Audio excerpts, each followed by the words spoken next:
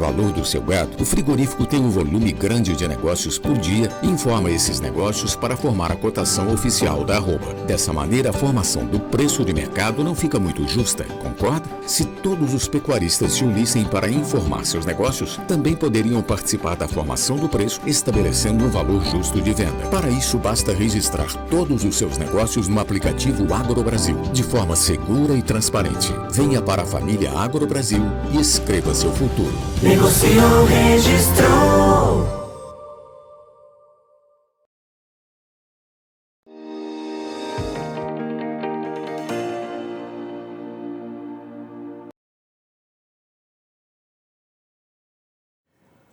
Olá, muito boa tarde a você que está ligado aqui no Notícias Agrícolas. Nesse horário, você já sabe, é um momento que a gente dedica aí ao mercado do boi gordo.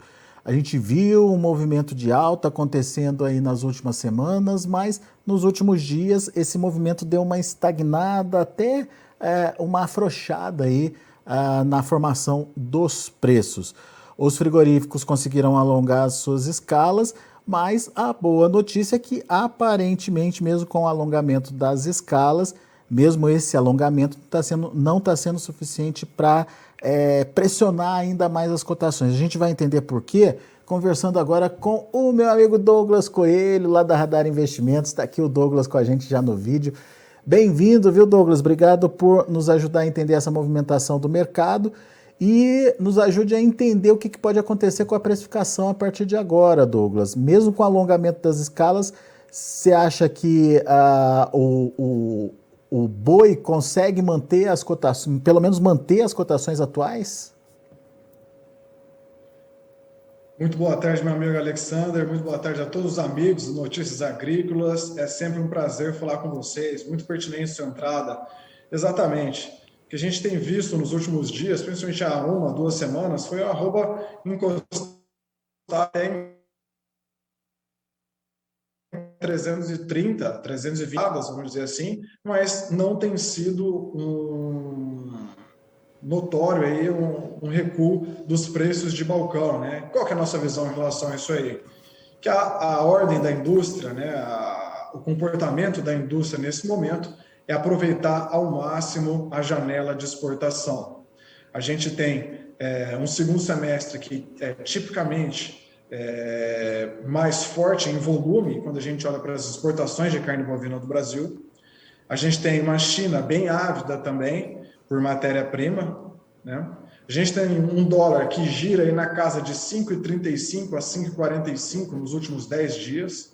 Os contratos de exportação são firmados com base em janelas, né, com base em períodos, né, e o mercado oscila muito rápido, né. A gente está entrando em plena entre safra agora, não só em São Paulo, mas quando a gente olha Mato Grosso do Sul, Paraná, Goiás, Minas Gerais, a qualidade das pastagens já está já mais amarelada, já não tem vigor, né. Então essa questão de oferta e preço pode mexer muito rápido. Então, por que não expandir ao máximo essa janela atrativa de rentabilidade quando a gente olha para as exportações? É isso que a indústria está fazendo. A ordem agora é colocar boi para dentro da escala, já que esse mercado oscila muito rápido e essa janela atrativa de margem está aberta nesse momento. Então, não é interessante não comprar boi nesse momento, ou seja, se houver uma pressão negativa sobre os preços agora e o ritmo das negociações travar, essa janela pode ficar um pouco mais estreita por parte de custo. Então, a indústria está tentando ao máximo levar em banho-maria para tentar comprar melhor e aproveitar essa janela de receita para as exportações, que está muito atrativa nesse momento. Esse movimento ou essa decisão das indústrias dá suporte para as cotações nesse momento, evita uma pressão sobre os preços. Mas o que está faltando para continuar subindo, Douglas?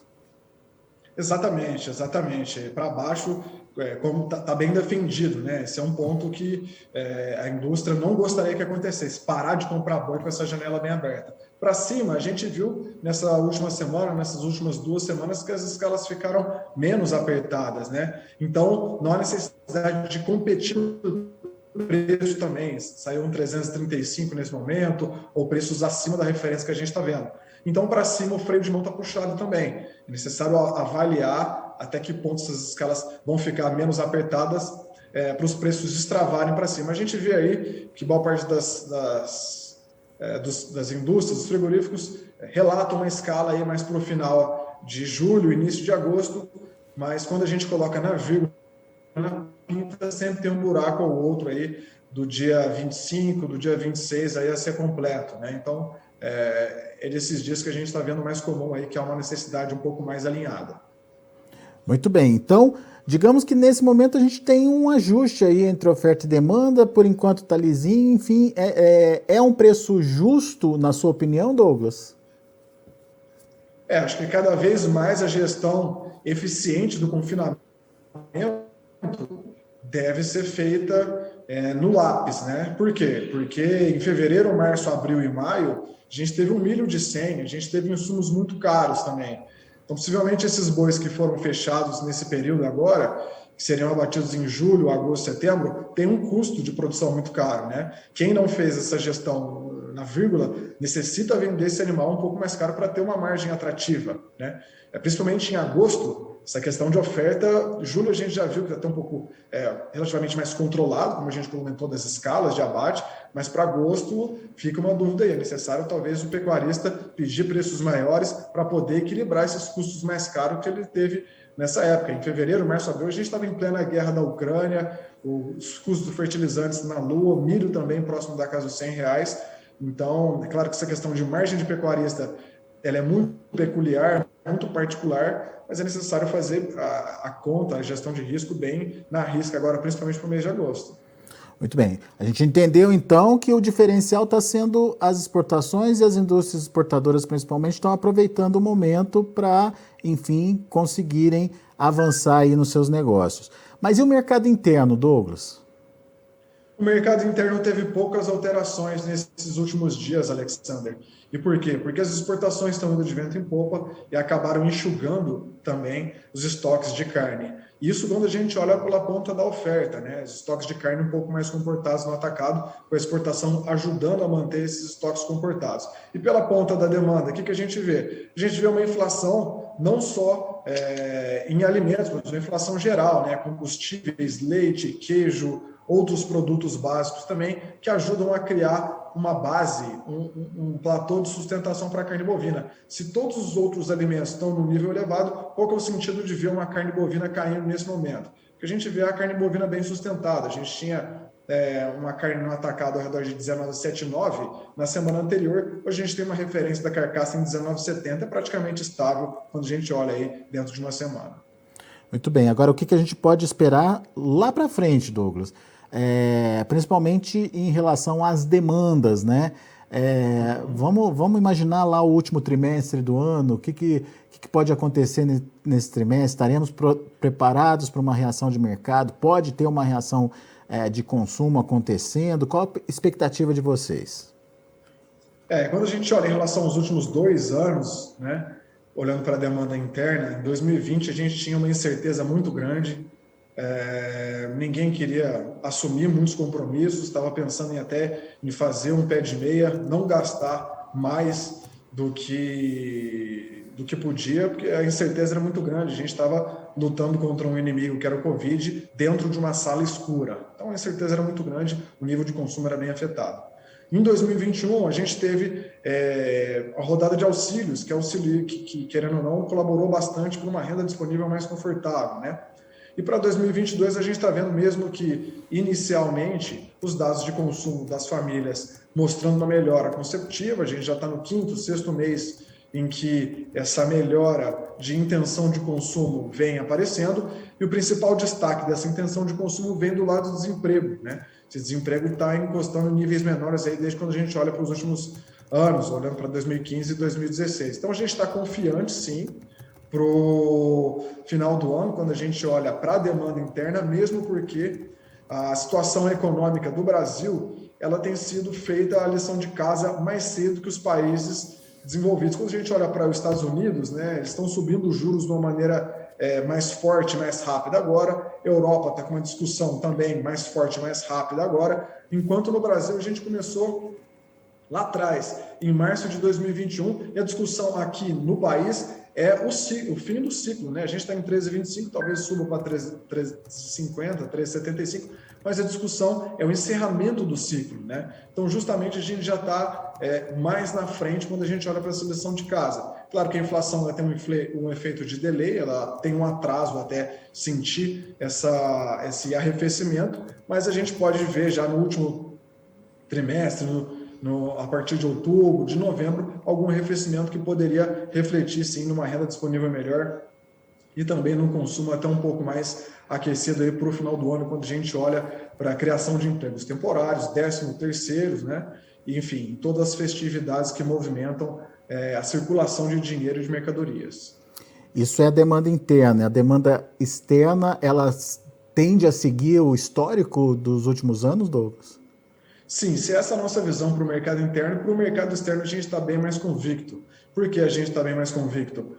Porque, historicamente, outubro é o mês pico das exportações, né? Às vezes acontece em setembro, às vezes acontece em novembro, mas quando a gente olha numa série de 10 anos, outubro é quando a gente tem o maior volume exportado de carne bovina.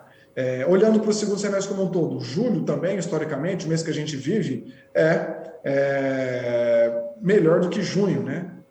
E mesmo que seja bem prematuro, se a gente for olhar os dados de exportação da primeira semana desse mês, se a gente for projetar em 4 semanas, manter o que foi exportado, a gente vai ter cerca de 175 mil toneladas exportadas, um crescimento de 6% em relação a 2021, com dólar aí de 5,40. Seria um cenário ótimo, né? Um céu de brigadeiro, voltando ao cenário de céu de brigadeiro para a indústria exportadora. Então, a indústria exportadora quer manter essa vertente, essa válvula de escape bem ligada para a nossa produção. Outro ponto que a gente tem que colocar na mesa também é que o Ano Novo Chinês, em 2023, vai ser um pouco mais cedo. Então, aquela janela de compra da China, que geralmente se estende até o início de dezembro, talvez seja um pouco mais curta, seja até novembro. Então, a gente concentra mais esse período de demanda forte em poucos meses. Seria julho, agosto, setembro, outubro, com um grande importador e o maior importador relevante aqui do Brasil, levando nossa carne bovina nesses meses. Então, a gente está bem construtivo aí para julho até novembro, quando a gente olha para as exportações, principalmente em função da demanda da China. Mas para a gente ter preço diferenciado, é preciso ter aí uma demanda se sobrepondo a uma oferta, por exemplo. Qual a expectativa de vocês em relação à oferta? O produtor está incentivado, estimulado a levar esse boi para ser entregue lá no último trimestre? Boa pergunta, uma ótima pergunta, Alexander.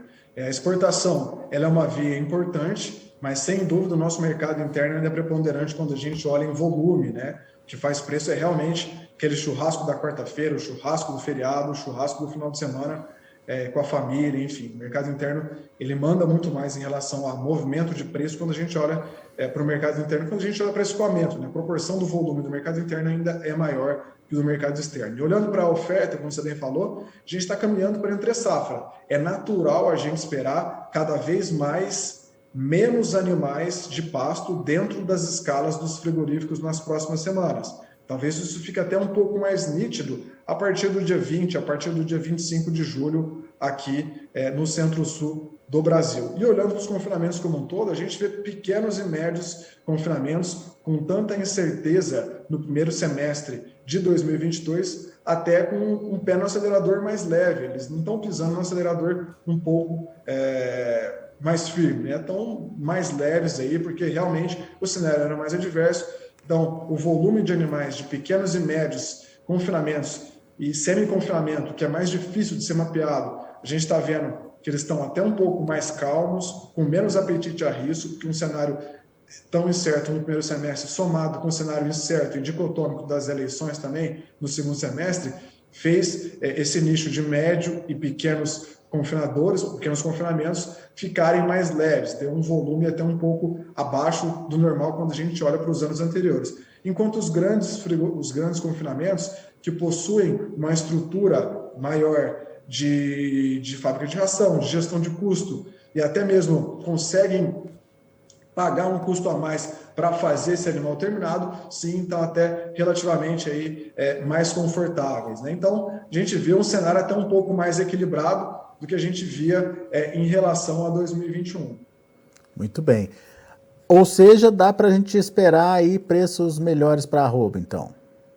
Historicamente, o segundo semestre ele é mais dinâmico quando a gente olha para preços da arroba, né? A gente vai ter um período de compra do principal importador relativamente mais curto, que vai ser de julho até novembro, e uma expectativa de consumo interno começando a engatinhar ainda, a sair daquela incerteza que a gente olhava quando a gente olha para desemprego e renda disponível, né? Por quê? Porque o ciclo de juros no Brasil chega ao final, a gente fez a lição de casa bem mais cedo que os outros países, e também o desemprego já está mostrando algum arrefecimento, algum alívio quando a gente olha para os anos anteriores também. Então, a gente está bem construtivo para o mercado externo e olhando para o mercado interno, começando a engatinhar com mais força, com mais hábito também quando a gente olhava para o início do ano. Boa, Douglas, bela análise. Meu caro, muito obrigado mais uma vez pela sua participação conosco aqui no Notícias Agrícolas. Volte sempre. Eu que agradeço pela oportunidade. Contem sempre conosco aqui da Radar Investimentos. Um forte abraço. Até mais. Valeu, grande abraço. Tá aí, Douglas Coelho, Radar Investimentos, aqui com a gente, analisando o mercado próximo, mercado para daqui a alguns dias, alguns meses, e mercado lá para o final do ano também. Expectativa é positiva e principalmente as apostas se voltando aí para a recuperação da economia brasileira e, consequentemente, a melhora do consumo, da demanda interna também, ajudando aí a precificar a arroba do boi. Vamos ver os preços, mercado em andamento lá na B3, mercado em queda nesse momento, agosto, R$ 324,00 caindo 0,31%, setembro R$ 328,40 caindo 0,08%, outubro, R$ 328,70, caindo 0,14%, e o novembro, R$ 330,00, uma queda de 0,03%. Indicador CPEA caiu forte ontem, 2,78% a R$ 324,70. São os números do mercado do boi, a gente vai ficando por aqui. Agradeço muito a sua atenção e a sua audiência. Notícias Agrícolas, 25 anos ao lado do produtor rural. Participe das nossas mídias sociais no Facebook Notícias Agrícolas, no Instagram, @Notícias Agrícolas e em nosso Twitter, @Notiagre. E para assistir todos os nossos vídeos, se inscreva no YouTube e na Twitch Notícias Agrícolas Oficial.